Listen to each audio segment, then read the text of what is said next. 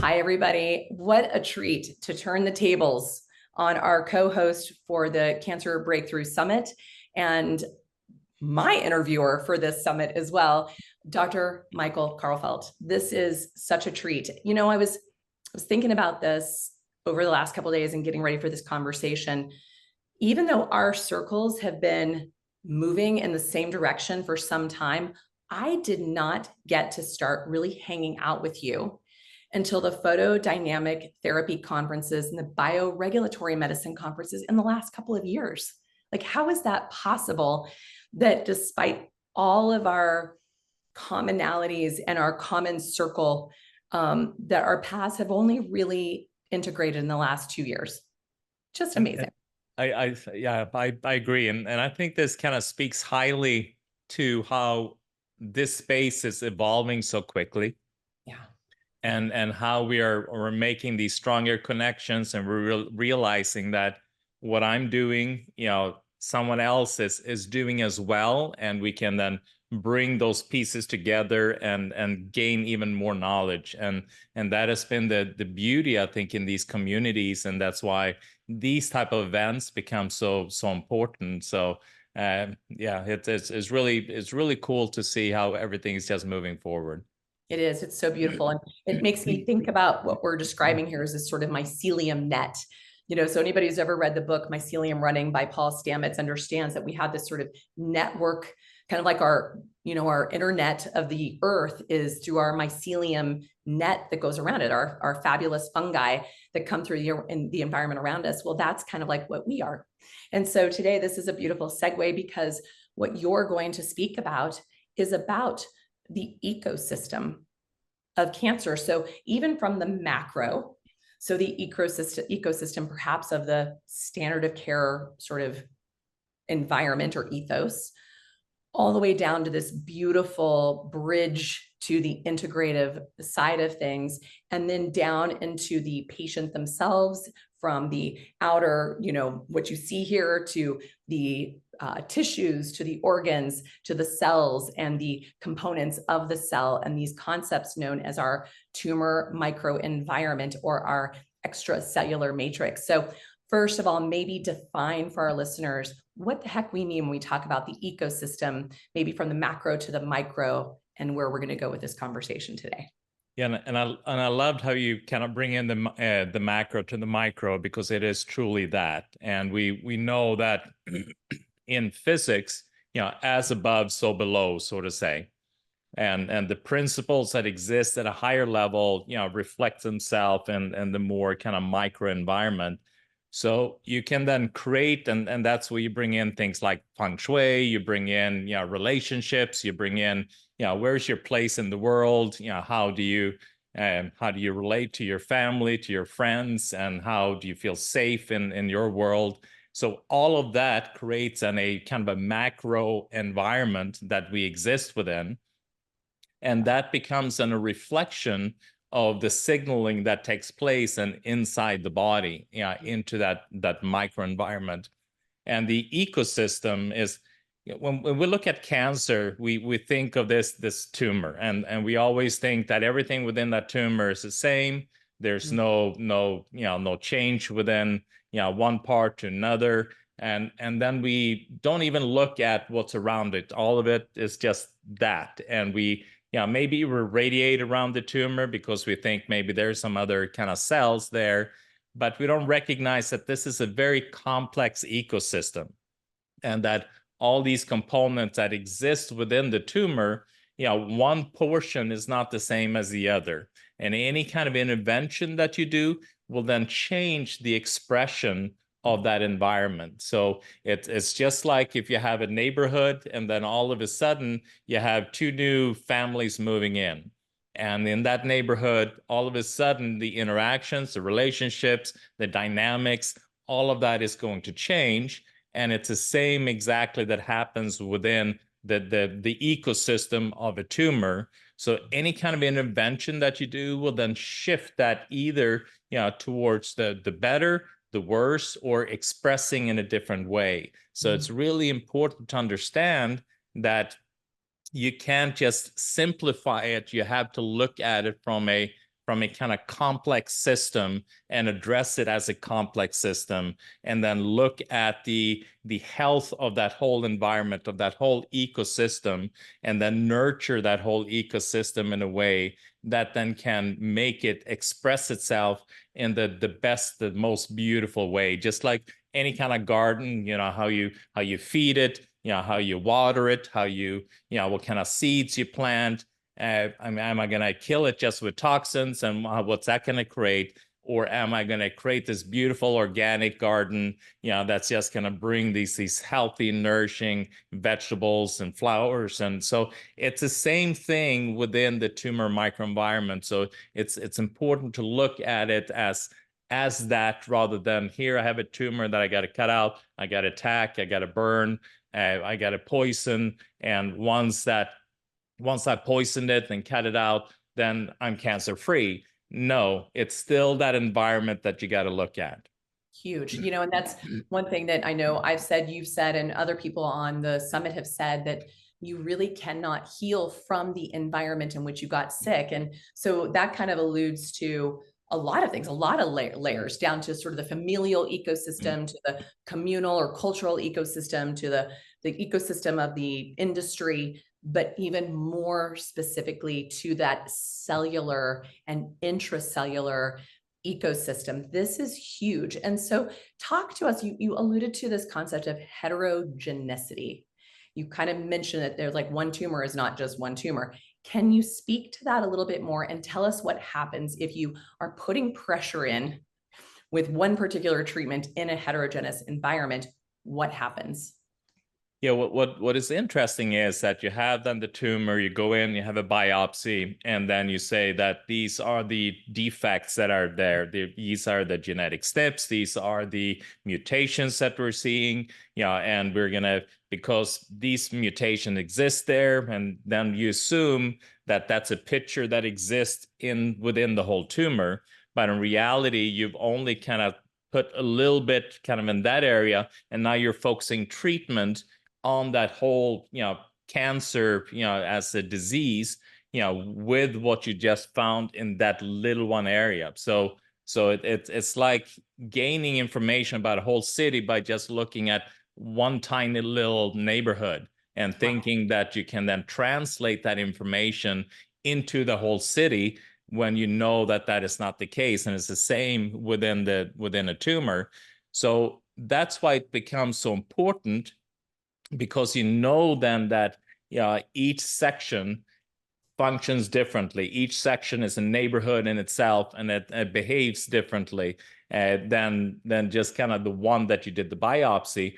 So you need to look at it as a whole, and you need to look at it then and create treatments that are not just specific on those drivers, but you got to look at all of it, and how, and like you were talking about, so when you then do a therapy, let's say you bring in a chemotherapy, what happens with cancer cells is that, obviously you have the ones that are then very susceptible to that therapy, and they are going to die because they're susceptible. But then you have these cells that are not, the components of that environment that is not susceptible, and they have all these different escape mechanisms. They have ways to spit out the chemo. They have ways to shield themselves from the oxidative effect. So they have all these different protective mechanisms. And what you're doing is that you're then creating a selective process where you're then allowing these other stronger, more highly evolved cancer cells to become more, because you're getting rid of the ones that are kind of weaker and easier to attack. So initially you would then see that tumor shrinkage, and you say, yay, we're winning. But in reality, what you're doing is that you're creating selection, where you're allowing the stronger species, cancer species, so to say, to take a hold. Wow. And thrive, and then take off. Oof, that's a big one. And so kind of like the ultimate whack-a-mole game you could possibly imagine. And exactly, it's exactly like that. You just keep on hunting, and then until you realize that kind of filtered out through a selective process, you have now exhausted all your tools because you've gotten rid of kind of the weaker kind, and now you just only have the ones that are resistant, that are educated in how to deal with the different therapies you're throwing at it. And so now you're standing there, stage 4, can't do anything, and now we're done. Gosh, Michael, you make me think about so many of those patients who come to us at the very end.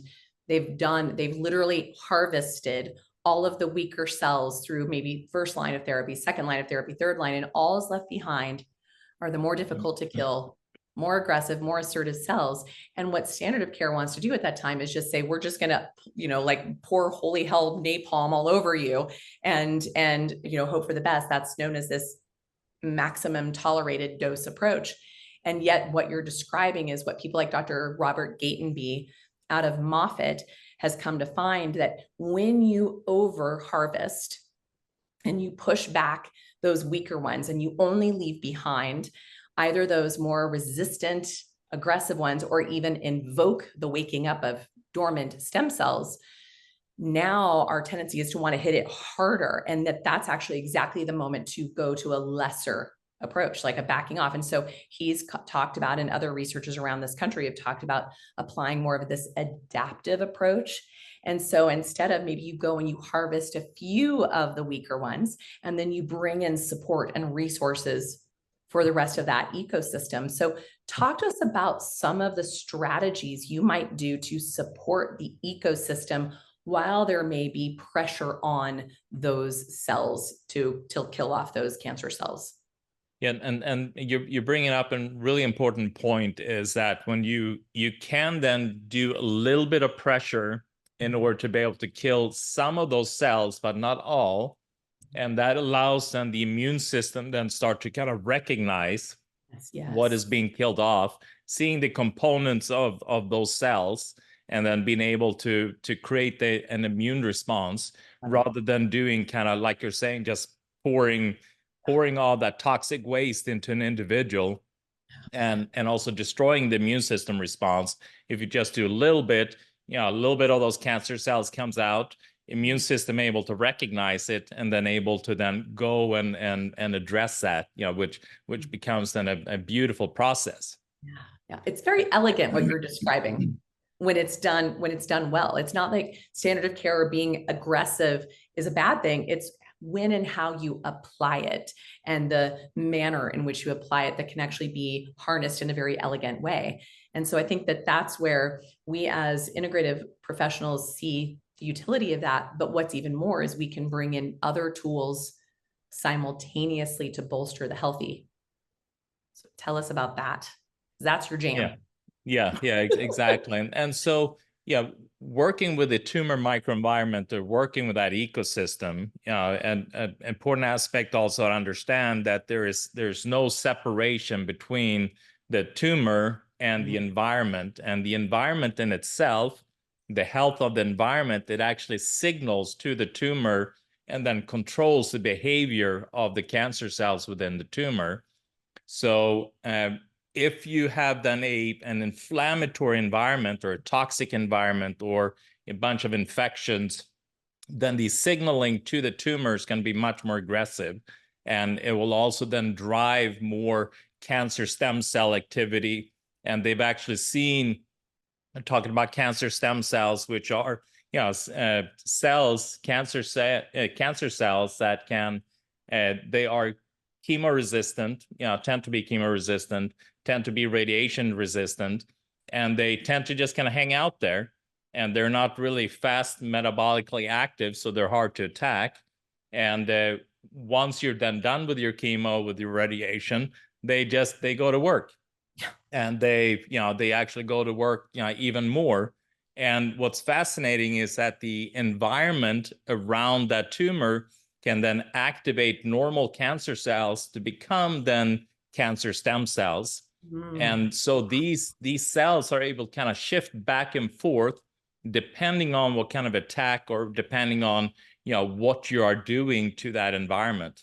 Wow. So if let's say you choose to kind of do some of the traditional oncology, it just kind of shows the importance then of cleaning up that environment. And you talk so beautifully about the terrain 10 and how important it is to kind of open up then the detox pathway so we can start to kind of drain the swamp, so to say, and drain it from all toxic waste and kind of clear that out. So you get the open up your liver, your kidneys, your colon, your skin, your lungs, and making sure that you're able to kind of open up and clear these toxic waste out of there. And then also then support the lymphatic movement and so that what exists around the tumor, now we're able to drain these toxins out of there. And then obviously it's important to recognize and find what kind of toxins are we dealing with? What are we dealing with? Heavy metals? Are we dealing with chemicals? What kind of infections are we dealing with? And there's so many beautiful natural substances that are out there to be able to address these different things. And so once you then start to recognize what is it that exists within the body, what is this system, what does it consist of? You just open up the pathways and make sure that whatever you're doing within the system is able to drain out. And then you are then going after these different components and clearing that out. And now you're shifting that whole environment that exists around that tumor. So now the signaling is going to be less aggressive, less prone to kind of promote all these kind of defense mechanisms that it will have if you choose to do traditional oncology care. Or why not just kind of start with the more gentle type of therapies first and then see how you're responding? And both you and I, we see people, they get the cancer diagnosis and all of a sudden they become the Three Stooges and they got to do everything immediately instead of just kind of taking that breath and let's kind of start with some of the more gentle things, lay the foundation, clean up the environment, and knowing that by doing that, yes, maybe the tumor still is there, but you've changed the environment around that tumor. So any therapies that you're doing, with that type of environment is going to be that much more effective. Totally. So that is the key, is to really control that environment. I love it. And what you just spoke to, it's like, I almost imagine like visually, I'm seeing there's like this castle, like this sort of cancer castle, and you're creating a moat around it, both to keep in what's inside the castle, but also keep out what's outside the castle. And so kind of fortifying that environment. I also love that once you have kind of blocked it away from all those signaling molecules and signaling pathways, it becomes a little bit vulnerable, and you can then target like a Trojan horse going into that castle, like, oh, we're bringing you gifts, but actually we're bringing in, ferroptosis, or we're bringing in ketone bodies, or we're bringing in, high dose vitamin C or whatever. Like, I love it because it's like you're keeping those cells on, like you're keeping them guessing instead of it being the other way around. Because over time, don't you find, Doc, that our healthy cells become less flexible and our cancer cells become more flexible, and that's a dangerous combination. And so please.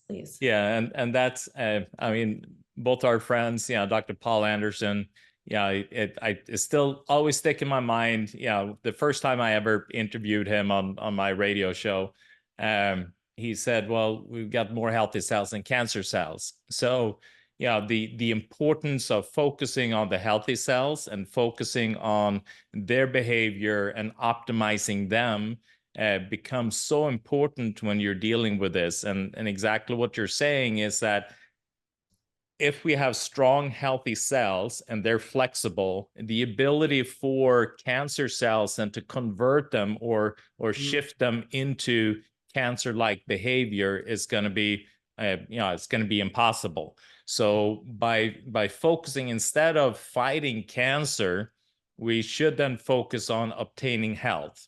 And yes, and doing, kind of looking at everything possible that we can do in order to be able to optimize our cellular function. What do we need to do to clean up the environment? What do we need to do to heal the cell wall membrane? So because we know that nutrients and signaling, toxins, all of that gets transported through that cell wall membrane. And if that is kind of rigid and hard, and we know that toxins are going to get trapped within the cell, we know nutrients are not going to be able to enter in, to support the mitochondrial function, and that cell is then going to start to shift, towards more a cancer-like behavior. There's going to be, genetic genetic changes that takes place that's going to express more and more oncogenes. So if we can then support the cell wall, the health of the cell wall membrane, we can support, making sure that the mitochondria inside is humming beautifully, and just like a car, that we change the oil consistently, we give it the best possible gas, and we make sure that the engine is clean. That's all we need to do with our mitochondria.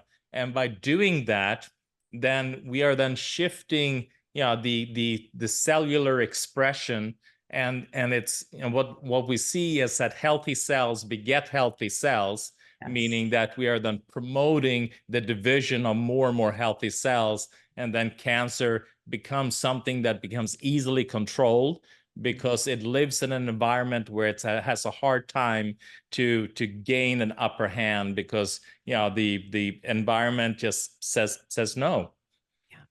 Yeah. Michael, you bring up something. I'm curious of your thoughts on this, because a lot of patients come to us and their goal is to eradicate every last cell. Right? They want 100% clear scan. They need those tumor markers perfect. They are so hell-bent on, like, we've got to scavenge and find and kill off every one of those cells. What do you say to that when you're met with that thought? Well, I mean, going back into kind of the the neighborhood, symbology again. If we're gonna go and clear out everyone that we don't like their opinion, they don't agree with us, and all of a sudden we're not going to have a lot of people left. And so it becomes, and by having that focus, you're more in that at war with cancer. And I think the cancer is a kind of a mechanism. It's a survival mechanism. So it's a piece of us that's a kind of an emotional hurt or a physical hurt, that so it's separating out of desperation. And so it's kind of like our shadow self in a way, that we, and by us and stepping away, pushing away our shadow self, and going after and attacking it, attacking, the things that we don't like about ourselves. It's the same way that if we go after, the cancer cells and go after, every piece of that, it means that we are not fully embracing who we are. We're not fully embracing the weaknesses that we think we have, but because we're creating that separation, we are not feeding or giving life to an area that's then having to go out on its own and survive on its own, and then become then a tissue that's separate from you. So I think that mentality is very, very dangerous. And I don't think that we will ever really find a solution where we can kill all cancer cells, because that's not possible. It's the same, people coming and saying, I want all parasites out of me, kill them all. They're horrible. And I can't believe that I have worms, or, and because we all got them. It's all there. And they part of an ecosystem. And what's fascinating with cancer cells is that, the genetic material, the oncogenes, the wiring for that exists within the cells for a reason. So it didn't just kind of come there for, because it was bad. It came there for a reason. We may not understand it, but it's a powerful reason. And I think as we are evolving in our understanding, we're then able to kind of co-evolve with knowing the power of what these signalings will do. So I love this conversation. It's so elegant, because that is like, that place is, cancer cells are part of us all the time. All of us have it all the time. And so it's, like you said, impossible to clear this out. So my hope is that people can also shift their thought process to understand that you can live very well with cancer, live a very, very long, healthy, vital, thriving life, and die of something completely unrelated, right? Whereas those who kind of go and go and go and go and go until they get every last bit, often, unfortunately, sort of Thelma and Louise themselves off the cliff, along with it. And so I love that your analogies are lovely of how you bring that to fruition. I'm curious, like I've watched you even evolve in your practice. You just expanded into a really beautiful, larger space. In fact, I love his ecosystem, you guys. He's going to have his farmers markets will be around his building, and the relationships he's built. He was just doing a really cool local community thing over the weekend. Like, it's just, you've taken your clinic into the ecosystem of your community, and you've brought your community into the ecosystem of your clinic. I think that's something that's also very unique in the healing space. And so now that there's kind of the macro of the ecosystem, what types of tools are your favorites, perhaps, to use in enhancing or supporting the ecosystem of your patients? And be it specifically they're kind of the more macro all the way down to the micro, and specifically to the tumor microenvironment. Well, I love kind of the basics of who we are. I believe we're frequency, so I believe frequency medicine becomes really important. I know we're beings of light, so I love light medicine. I also know that oxygen is who we are. Water is what we are, and so looking at these kind of fundamental components of what is crucial for our existence and bringing those kind of therapies in, I think is key. And I think that is, as we are doing that, we're going to evolve and become much more powerful in addressing, these abnormal tissues, that we call cancer. So, things like photodynamic therapy, photobiomodulation, ozone, hyperbaric, also, frequency medicine, there are bunches of them out there, whether it's Rife, we have a machine called Monicor that I love. You have AO scans, there's so many different ones out there, and each practitioner kind of find the one that they love and that they resonate with. Yeah. But I at the end of the day, when you look at tissue and we look at like cancer, and we think that is such a solid, piece of tissue. And we know in reality, matter is mostly frequency. If we kind of dive deeper and deeper and deeper, we really kind of go beyond electrons and protons and neutrons and all of that. And we as we dive deeper, then we just get to specific frequencies. So it has to be then that the cancer or any kind of diseased tissue is then abnormal frequencies, and by correcting that, we should be able then to express healthy tissue and healthy cellular function. So I think as we're evolving in that understanding, we're going to get better in being able to address cancer. So I would say that those are some of my favorite tools. And then looking at, then you're talking about trauma and talking about the emotional well-being of an individual. And so that is a kind of a frequency and energy that we're holding on to. And because we're not able to process it, we're not able to express it appropriately, and then we are carrying it in energetically somewhere in the body. And it is fascinating to see where the cancer ends up and how that then translates into, frequently, like you were talking at the breast, there's certain type of emotions, traumas, tend to be associated with that, with colon, with kidneys, with gallbladder. There's certain sets of emotions, traumas that tend to be associated with those organs. So it shows that these organs have the capacity to hold a certain type of traumas. And the only way to really kind of relieve that organ then from that trauma is to then kind of move through that energy and recognize and see what that is. So then bringing in therapies like, we do APN here, applied psychoneurobiology, you have EMDR, you have recall healing, and there's so many different therapies out there that are amazing. Family constellation, kind of seeing how the family structure and the energy, generationally, how that kind of sets up your energetic being, and how that kind of translates and into deficiencies, diseases, and abnormalities within tissue. So these are the therapies that I love, that I feel is going to really shift things. Then we can bring in things like, obviously high dose vitamin C and kind of the normal things, and then curcumin IV, and we do that ferroptosis where we bring in the artesunate and high dose vitamin C, and then kind of eat alongside with that in a certain way, and maybe some repurposed drugs along with it.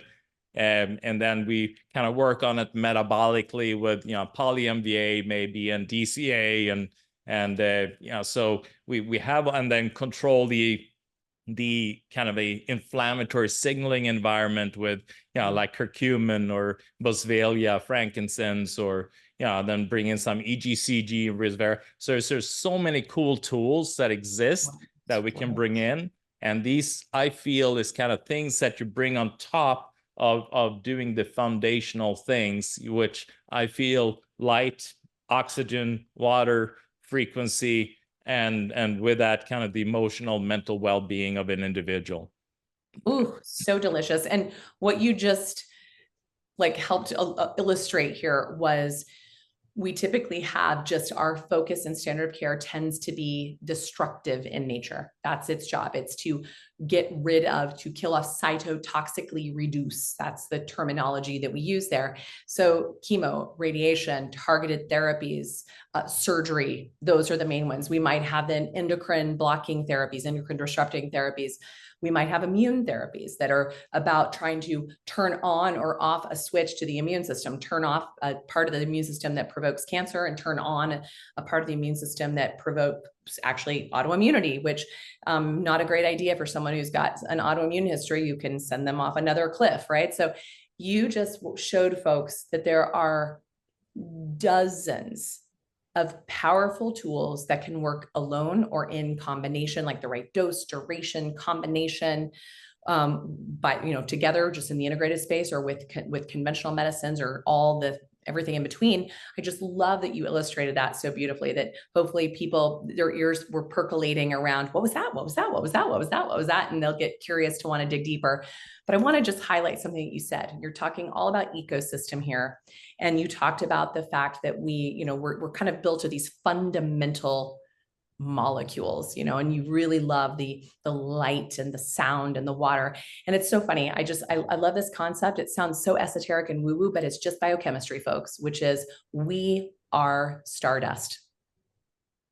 All right. We are oxygen, hydrogen, nitrogen, and carbon. That's it. And a variation of that theme. Every single cell and intracellular part of our being is made up of a different combination of those to give what you see in front of you. The way my stardust organizes makes me look like this. The way your stardust, Michael, organizes make you look like that. No wonder we are so responsive to therapies that are directly interacting with those particular molecules. So light interacts with water. It interacts with oxygen. It interacts with hydrogen and nitrogen, and all the vice versa. Frequency, the same thing. So one of the therapies that a lot of our patients are hearing a lot about and bringing into your office and saying, what do you think about this? It makes me laugh, because we've been doing these therapies for a long time, which is this therapy called histotripsy. Right? Do you want to go into this conversation about how long have we actually been using sonodynamic, photodynamic, these concepts of taking our cells and shimmying them with frequency to break them apart and reorganize them in different ways? I would love you to speak to that, because here it is, we're like the $1 billion, tool of therapies that people like you and I have been using in our practices for decades, and learned them from people who've been using them for decades, if not centuries before that. Yeah, and you're like photodynamic therapy. I mean, and it's exactly that, and It is a therapy that's been around for a long, long time. I mean, we know, back in the early 1900s, we used ultraviolet light to kill off pathogens, and they used it also in cancer therapy. And it's a beautiful therapy that has evolved over time when we are making more and more colors, being available through true laser light as we're evolving in this process. And it's really cool because each color, we are, like we said, beings of light, and with that, it is a full spectrum of light. And so each portion of that spectrum, has a certain function. And we can even see then, looking at in a cellular level, we see the mitochondria, and we see, the different, as the electrons are moving through the mitochondria, we see that there are different stations, way stations that are kind of helping to move that through. And each station is then dependent on different light. So it's showing even that within the mitochondria, it is dependent on a full spectrum light. So we need to be exposed to that. So a lot of us a lot of us now, we're sitting in offices, we're inside. I mean, for somebody to be outside for 15 minutes in a day, I mean, that's almost marvelous right now. I mean, most people, they just barely get into the car, drive to the office, walk from the car to the office, and then back in, and then drive home, watch TV, and and that's kind of the life. So the majority of us, we are completely light deficient. And so that's why it becomes so important then to bring these type of therapies in. And like you said, it changes then the expression of these cellular functions by bringing this kind of energy in. And it's so amazing how we look at like the DNA, and it looks like this kind of a spring, a little coil. So we can just see that bringing in then frequencies, how this coil, the vibration of this coil will then change, and how that will then change also the production of the proteins that are being made within the cell. And you look at proteins, they have all these different kind of structures, and how they are structured depend then on how they're able to kind of communicate with each other, and how they are kind of recipient of light, so they themselves become like antennas in a way. So it's amazing how all of these components, how they interact with each other. And by bringing in, like you said, just very fundamental components, you can then have a huge impact on a cellular level. And we also can know with like the fourth phase of water, how we're looking then upon water and seeing how the water in itself creates like a battery effect within the cell, and that kind of, and how light separates these charges to create more of a battery within the cell to create more energy. So all of these things, they go hand in hand. And I think a lot of times when we look at treating cancer, we're kind of bringing out kind of trickery out of the box, instead of then looking at the kind of the whole aspect, and we try to kind of manipulate things. I'm not saying that that's not needed, but I think if we don't look at it from the kind of a whole perspective, and bring all these different, the light and the energy, you talk about hydrogen, how important that is as well, in addition to oxygen. And we're seeing hydrogen therapy, and how, we've talked about the electrons moving through within the mitochondria, how hydrogen then allows more electrons to move through by being that kind of positive charge on the other side of the membrane. So it's all these kind of just very, again, fundamental components that is so needed. I love it. And it's so elegant. I mean, and for the listeners to be aware, like cancer, photodynamic therapy has been approved for cancer therapy since the 1960s in the United States. Sonodynamic therapy. Now we've got this whole histotripsy, which is basically lithotripsy to your tumor to break up like you would stones in your kidneys.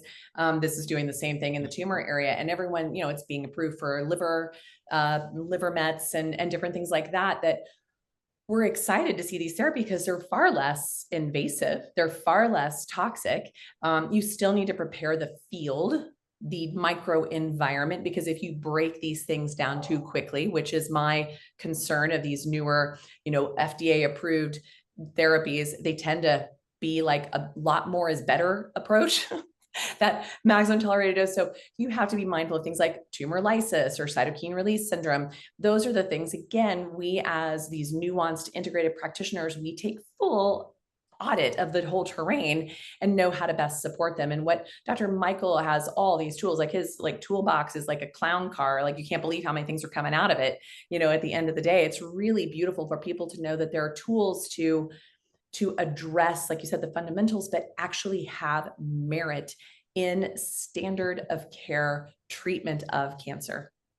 What we talk about is not alternative. It is an alternative. I mean, and that's, like the histotripsy, we use sound waves, especially kind of on the liver, and it's amazing what it's doing, but it's the same thing. You're just using frequencies, you're using pulses, you're using, and that will then kind of change the behavior when you have kind of it's kind of like a rigid thought or rigid belief system, and you're holding that strongly. And now you're kind of bringing strong energy into that to shake that up. And so that now you have to reform, looking at things in a different way. And I kind of, that brings me to think a little bit about like psilocybin and some of that medicine that's coming out as well, where we're then kind of shifting, we're shaking the snow globe, so to say, and how we are thinking. And I think bringing these kind of frequency medicine, like histotripsy, using the sound wave or, light, or, where you're bringing that in and you're kind of shifting the energy within that tissue so that it has to express in a different way. Love it. You're talking about sort of like shaking things up to reorganize in a different desired way. And that's so beautiful, because what happens in just standard of care alone, this is not about a bashing session of standard of care. It's just that I don't believe it should be done alone. And I think it could be done better. And I think we bring very elegant improvements to it. And so I'm hoping that people walk away from this summit realizing this isn't an either or, that this is very much all the things talked about in this summit should be standard of care, period. That everything comes to the table and it gets chosen for the patient based on what that patient needs at that time. And you then adjust accordingly along the way. But Michael, I think the thing that I get most excited about is like what's on the horizon, because you and I have been at this for a while. I'm over my 37 years. I've seen more positive changes in the last 3 to 5 years than I saw in the cumulative 25 years prior to that. So tell me what you're most excited about on the future, and send us off with a little bit of like something to fill our hope chest with today. Well, I love kind of how the kind of the holistic field has evolved, and then all of a sudden the traditional oncology and the research that's there kind of recognizing the inabilities, I would say, and the areas that they are lacking, and then seeing the validity, of these different things, like you mentioned, all these different therapies that have, that we didn't believe in, like the metabolic, and all of a sudden you have, people winning Nobel Prizes, because of now is the time then for that to be recognized. So I see kind of how the two systems are going to marry and interact with each other in a much more beautiful way, where 1 + 1, it does not equal 2. 1 + 1 is going to be kind of that exponential growth. And you also have then the kind of bringing in of like the AI technology, and everybody is so afraid of AI, but we also have then, looking at the genetics, looking at the different interactions with the natural therapies, the chemotherapies, the repurposed drugs, and using then AI to see how we can much more efficiently being able to kind of target these specific tissues, through liquid biopsies that we do. We can kind of see what are the cells, or what are the kind of metabolic byproducts of, from cancer, and so then we can kind of see all the metabolically active types of cancers through liquid biopsy. We can see those metabolic processes and those chemicals, and then kind of see what are some of the therapies that we can bring in order to be able to shift the expression of these cancer cells. And I think that is really, and I mean, I just had one patient, where we did that kind of the testing that exists now. And I think this testing is just going to evolve. I think it's just kind of barely starting to move. And I'm so excited to see what it's going to look like 10 years from now. But I mean, she's battling with a, fungated, breast tumor, and nothing was moving, nothing was she was doing, still just growing. And here we then do the test, and we bring in and we look at the kind of the genetic dysfunctions, and we also look at what are some of the natural therapies, repurposed drugs, and then even some traditional oncology drugs, and we bring those in a kind of in a beautiful, I mean, it's a beautiful way. And now all of a sudden, it's shrinking, it feels better, and we getting that movement now. Spoke to her just a few days ago, and it's like a third of what it was. And then she was able to go to her family's kind of a graduation. Was one of her children's graduated, and she hadn't been able to travel before, and now she was able to. And so I think that I think that is what really excites me, where we can kind of personalize things even more directly as to what's going on within the body. I love it. And really, at the end of the day, what I think you are showing people with this conversation today is we are far more powerful than we've been led to believe. And there are a lot more tools available than we are even aware of. And so, Dr. Michael, what parting words of wisdom would you like to share with our community? Well, I like people to know there's always hope, and always take a breath. Whenever you're diagnosed, take that breath and look at the options that are available, and know that there's so many tools that are out there that you may not be aware of. And the conversation you have with your oncologist, it just know that they don't know of all these tools. They are just limited to the standard of care. In fact, if they have conversations about anything that's outside of their toolbox, then they may be punished. I mean, they may lose their license. So you need to know that they have those restrictions, and then respect that they do have those restrictions, and then also know that they cannot really bring these conversations in. So you need to go elsewhere and look for practitioners, like all the practitioners that Dr. Nasha is training, someone like myself. There's so many of us now, and I love that. Because my dream, when you come to a city and you see hospitals, several hospitals, and you see medical doctor, of every corner. I want to have that to be kind of an integrative doctor every corner, because there's plenty of people out there that needs this kind of care. And so as you, as an individual, as a consumer, is looking for that is going to drive that process more and more, and that's going to enable us to bring more education to the community and bring these type of tools even more. So I'm really excited about the future. I think it's going to be really cool. I am too. I'm feeling hopeful. A few years ago, not so much. I think we've seen a lot of positive changes, and it's a joy to be part of it. And Dr. Michael, it's such a joy to be a co-facilitator with this summit with you. An honor to bring together so many powerful voices, inspirational voices, and knowledgeable voices to this community. I hope that this, kind of moves its way like that mycelium net out there. So I just want to honor you and thank you for being part of my ecosystem and imparting your wisdom on the ecosystem as a whole. So thank you so much. I am blessed. Thank you.